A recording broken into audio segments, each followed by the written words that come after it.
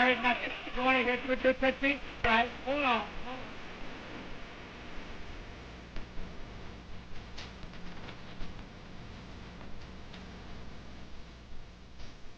This is Al Jolson, and his words, "You ain't heard nothing yet," ended the era of silent films. This is Greta Garbo, a great star who became a legend in her own lifetime.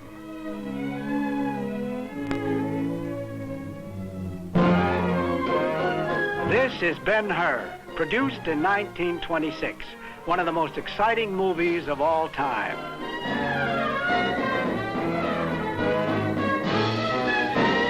These are Hollywood's golden years.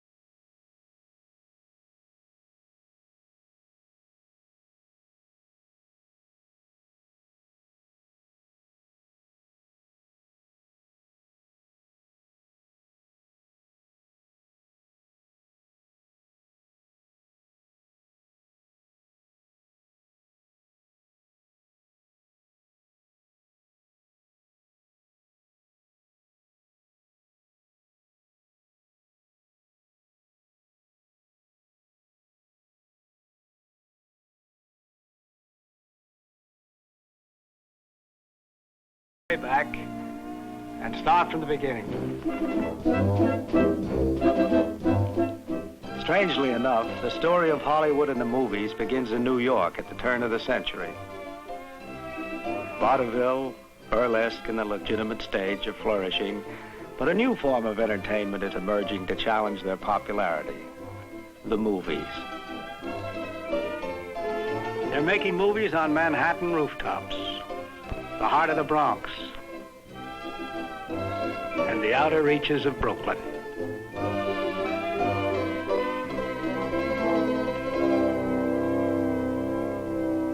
From the very first, movies are popular.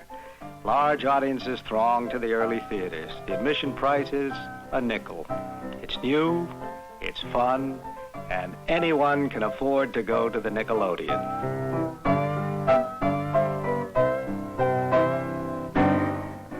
In 1903, the movies take a giant stride forward with a great train robbery. It's crude, but for the first time, movies tell a dramatic story.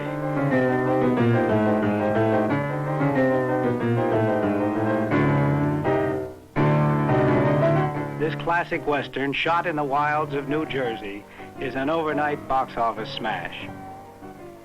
Now movies are no longer a fad. Movies are big business.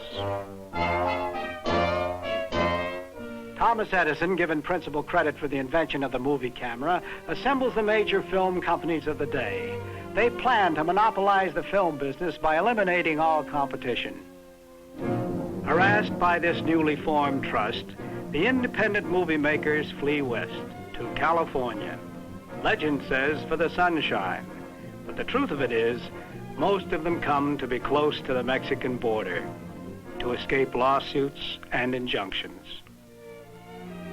On the outskirts of Los Angeles, they settle in a small rural community called Hollywood, where the reception is somewhat less than enthusiastic.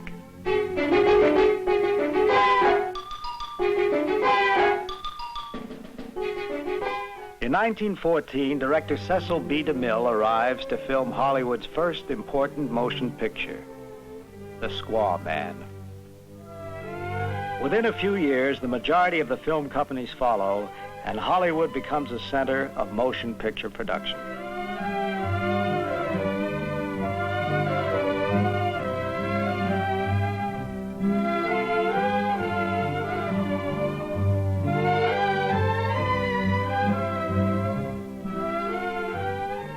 Before long, movie making becomes as much fun to watch as the movies themselves.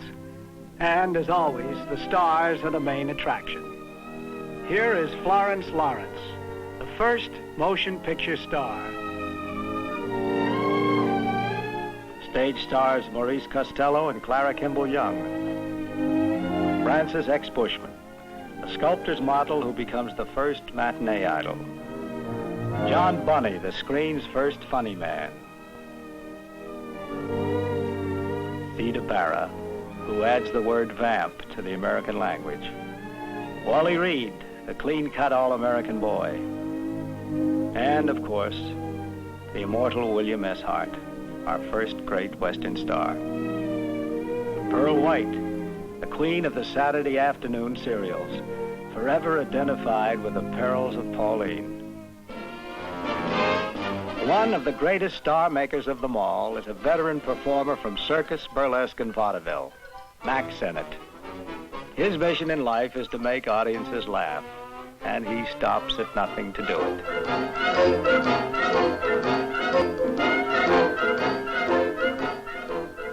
He produces zany comedies on a furious assembly line basis, and, in the process, discovers many great stars, among them Mabel Normand and Fatty Arbuckle. Ben Turpin, Wallace Beery and Gloria Swanson, Carole Lombard, one of the screen's brightest comedians. With his lovely bathing beauties, Sennett introduces cheesecake to the movies. They never went into the water. They were too busy posing for publicity shots. But pretty girls are only a part of the wonderful world of Mack Sennett.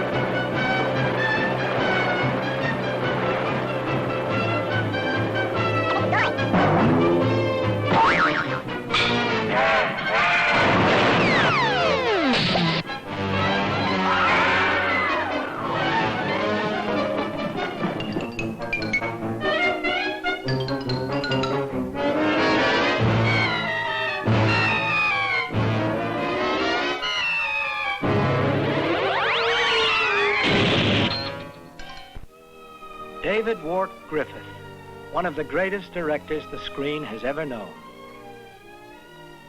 He gives the movies respectability and a language of its own. Fade out, split screen, long shot, close up. He develops and perfects these exciting visual techniques. Edison may have supplied the mechanical tools, but Griffith uses them to mold motion pictures into the only art form created in the 20th century. D.W. Griffith's Birth of a Nation, the first film masterpiece, opens in 1915. This epic of the Civil War takes audiences by storm, and they willingly pay the unheard-of admission price of $2.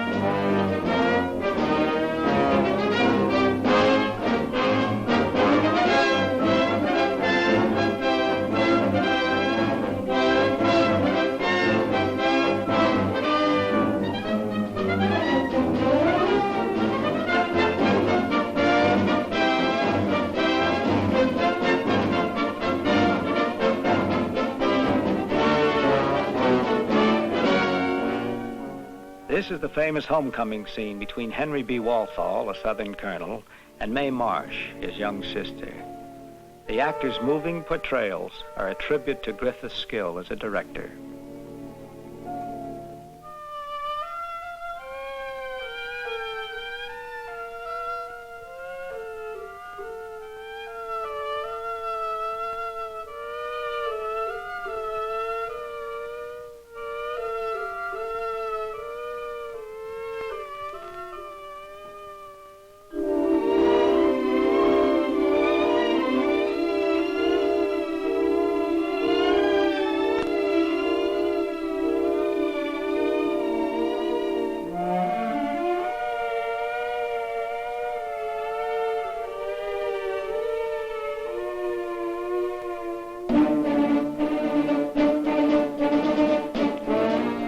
Scenes of the Ku Klux Klan are to mar Griffith's triumph. His sympathetic treatment of the Klan arouses furious controversy. Many newspapers attack him, and when the picture opens in New York and Boston, riots break out. Griffith himself is bewildered and shocked by this reaction. To make amends, he resolves to create an epic movie of man's inhumanity to man, a cinema's sermon against bigotry through the ages. He calls it Intolerance.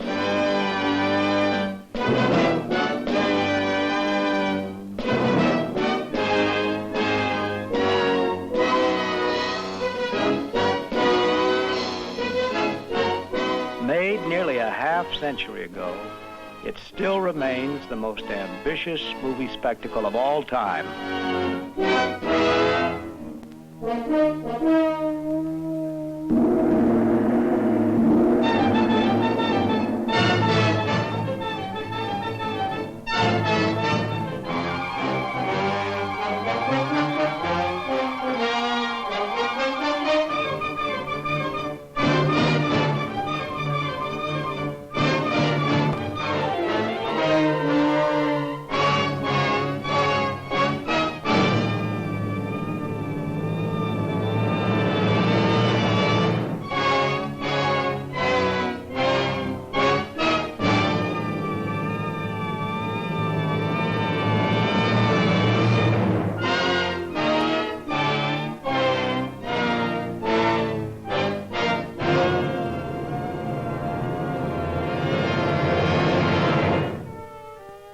The end of Griffith's story is not a happy one.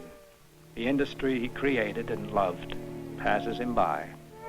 He dies alone and forgotten in a Hollywood hotel room in 1948 at the age of 73, leaving behind something of himself in every film made since his day. But his stars remember him. Lillian Gish, Richard Barthelmess, and Mary Pickford. Mary Pickford, America's sweetheart. Discovered by D.W. Griffith, she becomes the most popular star of the silent era, and for 14 years, the most popular woman in the world, with an indefinable quality about her, something more than a girl, yet not quite a woman. Mary has a certain youthful exuberance that makes the country take her to its heart. Here in a scene from Rags with Marshall Neilan, she portrays the tender innocence of young love.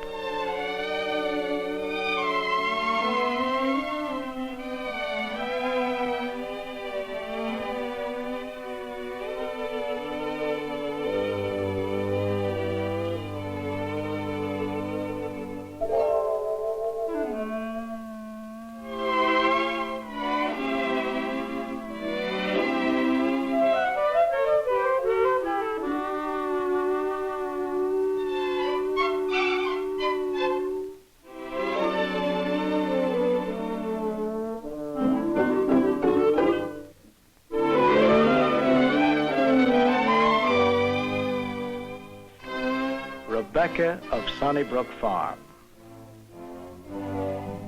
Another side of Mary, the adorable but impish little girl.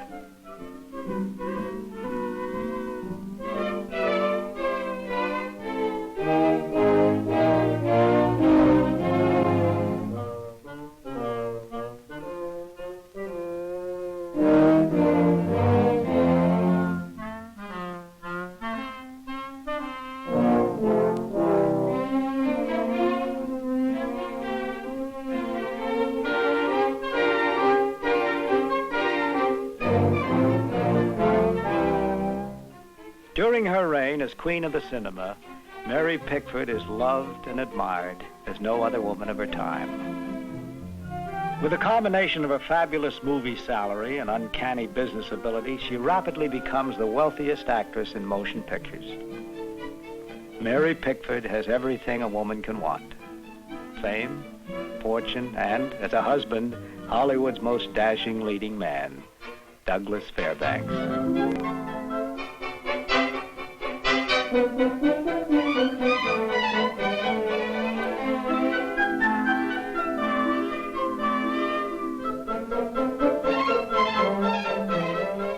Yet, even until she is past 30, her movie fans insist she wear her long curls. They want to remember her only as Little Mary, the girl with the curls, America's sweetheart.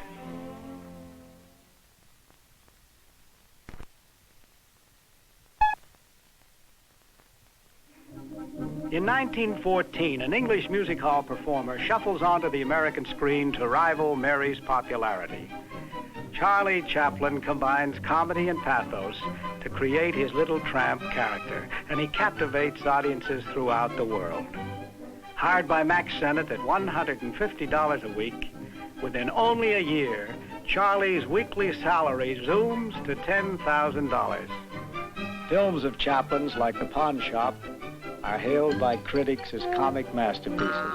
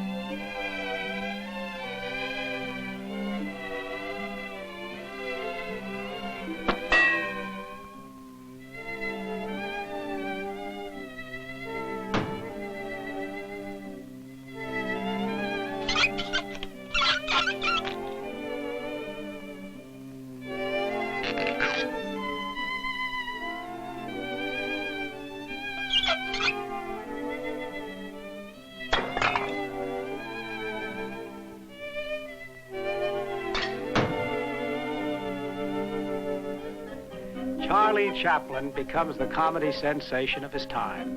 His name becomes a household word. Children play with Chaplin dolls. Adults imitate the Chaplin walk. Even his good friend, Douglas Fairbanks.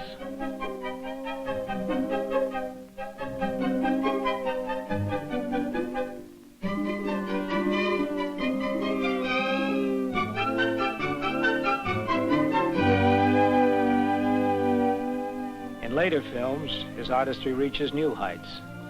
This is a classic scene from The Gold Rush, in which Chaplin and Max Swain, his perennial foil, play two starving prospectors.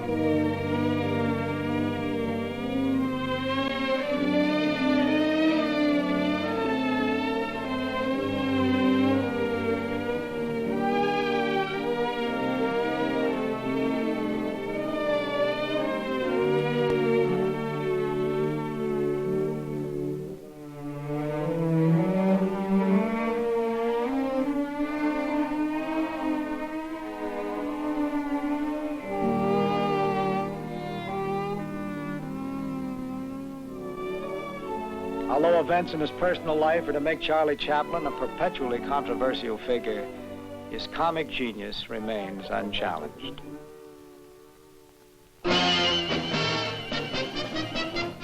World War I, and Hollywood stars for the first time used their popularity to influence the public. Admiring fans buy millions of dollars of Liberty bonds from their movie favorites. Marie Dressler,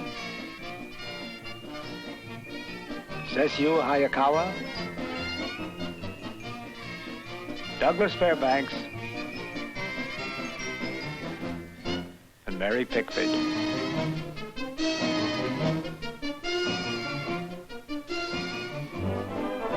World War I is over.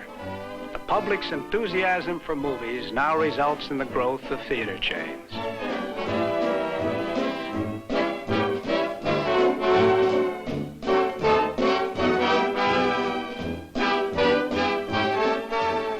The Nickelodeon is replaced by ornate movie palaces. Delighted patrons sink ankle-deep into oriental rugs, and ushers dress like admirals and march like West Point cadets. To meet the demand for more films, the production companies build giant studios, walled-in cities, employing thousands of people.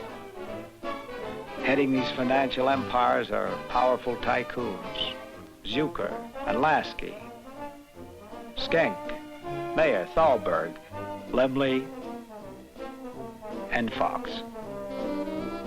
Pretty girls and handsome young men flock to the glamour town, seeking fame and fortune. For show business people, Hollywood is now the big time.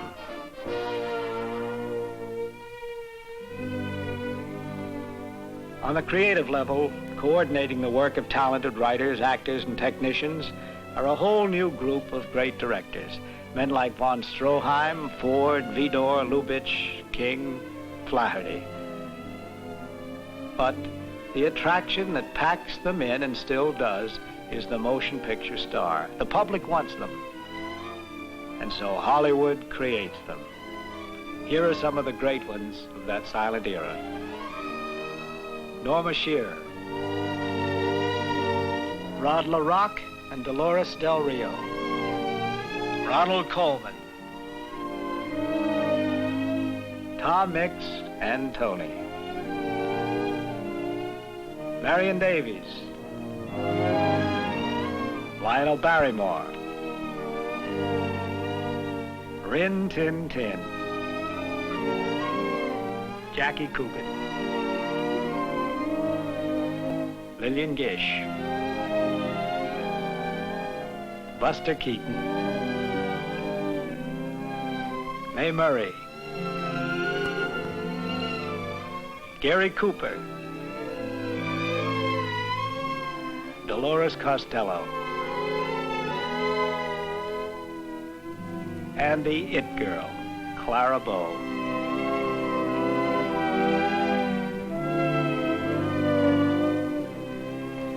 They were all wonderful.